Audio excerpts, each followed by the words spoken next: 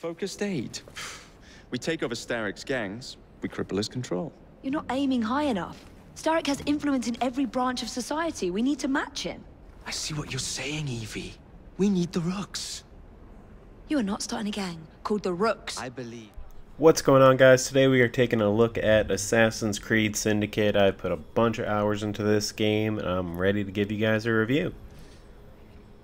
So real quick, just a brief history of the series with me. I've played every single game, but I wouldn't consider myself a huge fan. Like, I don't know every detail of all the stories, and I haven't gone and gotten the collectibles in every game and platinumed or got all the achievements in them. But I always find them fun, and it's cool to run through these historic cities and interact with characters, so I've always kind of liked the series. Now, Unity let me down, and I really was considering not getting Syndicate because of how much I didn't like Unity. I didn't even actually finish Unity. But Ubisoft promised to return to basics with this one and really focus in on what made the Assassin's Creed games fun. So let's see if they pulled it off.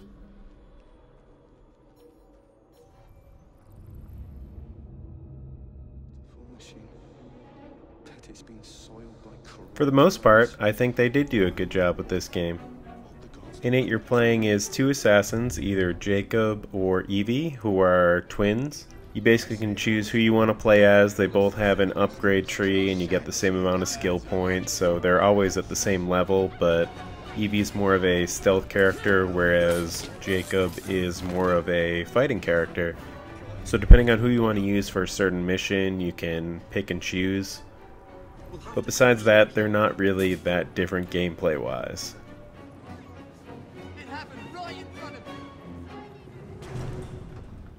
Syndicate structure is very similar to other Assassin's Creed games.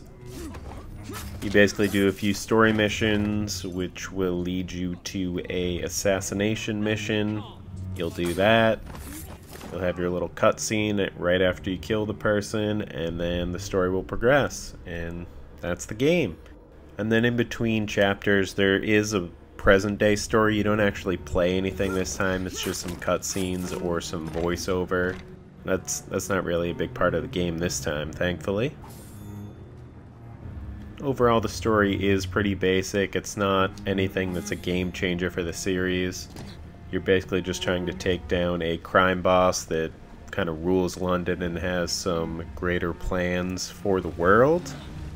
And it's not good, so you are working on taking him down.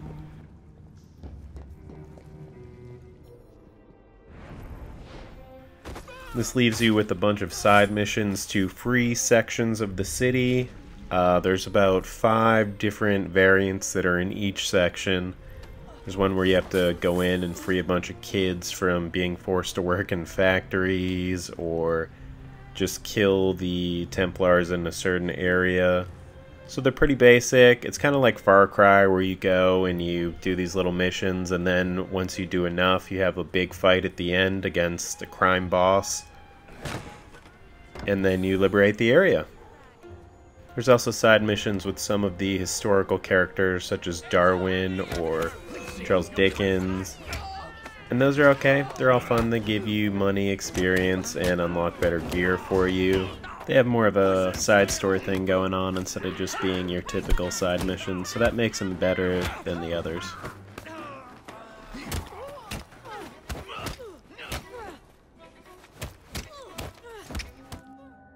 You use this experience and money towards the upgrade tree. So both Jacob and Evie have pretty much the same tree. There's just some spots that are marked off for them, which are specific skills. Like Evie's are more stealth focused, whereas Jacob's are combat oriented. Every 8,000 XP you earn, you get a skill point, and then the more perks you unlock, the higher level your character has. So that's how your level goes up. And then once you get a higher level, you can equip better items in your inventory, such as weapons that do more damage, or some will stun your enemies instead of killing them real fast. You can also put on a different cloak that will give you a higher stealth rating or a better defense rating. And if you played any previous games, you can also get some classic ones, like Ezio. So the upgrade system and gear isn't as cluttered as it felt in Unity. There's definitely not as many options, which I don't think is a bad thing, but it's still there, and you still have the option to buy experience boosters through their store, but I don't think you ever really need to. There's been no reason to go to the microtransactions, so I don't really see anyone needing to use those in this. And you can also use XP to upgrade your gang that you're forming to have stronger allies on the streets, more carriages that are friendly for you to take or help you out if you're in a chase. You can make it so kids around town will give you the money that they pickpocket from people, or you'll earn more money from pubs. The upgrades definitely carry over from the screen to the game, which is good. You can actually tell that your gang's getting stronger when you're roaming the city, so it's implemented well. Combat has also improved. It's a little bit tightened it up. In Unity, it was really hard. If you got stuck in a crowd of people, you were probably going to die. You didn't really feel like an assassin because you'd get your ass kicked by 3 people, but now, thankfully, it's a little bit more Arkham-y, where the counters are a little bit longer. I think you can take a little bit more damage. So it's back to dominating crowds of guys again and feeling like a boss. Another change to the game is enemies are now set levels, so if you are not as high of a level, you are probably not going to kill them. So there's certain areas to the city where you can't go when you start out, and you kind of have to work towards to actually get into and start liberating. I think this extends the gameplay life a little bit and makes it so you can't just go do all the side stuff first and then just run through the story maxed out. It's an interesting change. Be interesting to see how people react to this and if it makes it through to the next game. Now, I did still encounter some glitches. Some would cause me to have to restart a checkpoint, or there would be a cutscene and my character wasn't there. It was just like the gun he was holding would show up, so it would just be moving around like the Invisible Man, which is funny at first, but definitely takes you out of it a little bit. You pay better than scraps? I'm sure we can at least match that. And overall with the series, it just feels like there's nothing really new here. It's definitely kind of a little bit more back to basics, back to the safe open world Ubisoft game that they make.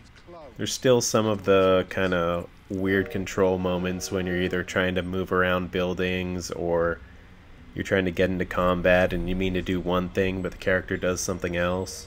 It would just be great if they'd take a year off and give all their developers and people working on this game an extra year from here on out just to try and innovate it a little bit, because this is the same Assassin's Creed game that you've been playing for years now, just refined and minus all the crap they tried to add into Unity. And if you're not sick of it yet, great, but I know it can just get a little stale sometimes. And I think stealth games have kind of progressed further than this series now. Whereas this series used to be innovative and original, now games like Metal Gear Solid 5 have done the stealth formula better, and Assassin's Creed needs to start to evolve, otherwise it will die off. Overall, for Assassin's Creed Syndicate, I'd recommend waiting for it to be on sale. I know Black Friday is not too far away, and I don't know if they'll do it that soon, but I'm sure either by Christmas or right after Christmas there will be a deal for this game.